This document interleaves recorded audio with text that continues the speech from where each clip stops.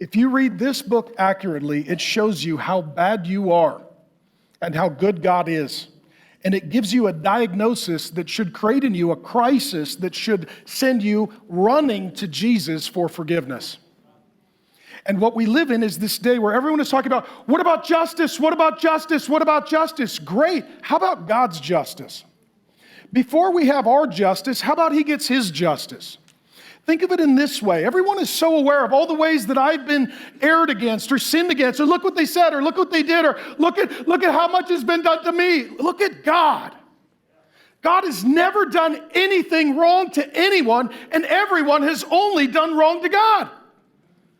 That God has experienced injustice at a level that is greater than all of human history combined, offending one another.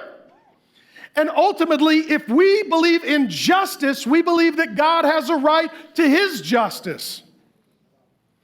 And I'm just sick of people who are walking around and saying, I'm a victim, and not first saying, I'm a villain. I have a problem with people saying, here's all the things they've done wrong, without starting with the things that they have done wrong. It is repentance of our sin, not their sin. It is his judgment, not our judgment, that we should concern ourselves with. And he says that there is no fear of God. There's no recognition of God. There is no awareness of God. And you're stupid until you meet God. You are stupid until you may be educated, but you are not wise. And the result is, the fear of the Lord is the beginning of wisdom. What it says is, start with God. Who God is, what God says, what God does, that's how you get wise. And what he's saying here is that there is an external authority, and you will be judged by that law, and that law does not change. Furthermore, there is a day of judgment, and when that day of judgment comes, no one will be defending themselves. All mouths will be silenced. You can't stand before God and say, well, it was a genetic disposition. My parents were bad. I grew up in an unjust culture. It was systemic and not my fault. Somebody hurt me when I was little. There will be no excuse when we stand before God. All mouths will be silent. Guilty. Think of it in this way.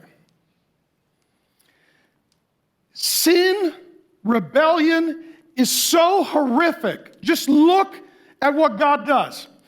Satan and demons sin first. They get cast out of God's presence. Jesus doesn't come for them. Jesus doesn't die for them. Jesus doesn't rise for them. There is no hope for them. There is no grace for them. There is no salvation for them. There is only hell for them. We should get what they got. That's justice. Instead, we get Jesus, and that is grace. And it's crazy grace. We then sin against God, and the result is death. When someone does something bad, we give them a death sentence. God looked at humanity and gave humanity a death sentence. The only way that God could stop us from sinning is to stop us from living.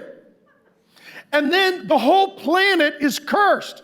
Every inch of creation is infected and affected by our sin. And then Jesus Christ comes to the earth. And God has to die to fix the problem we have made. If you're a good person, then why did Jesus die? If you can fix your problem, then why did Jesus die?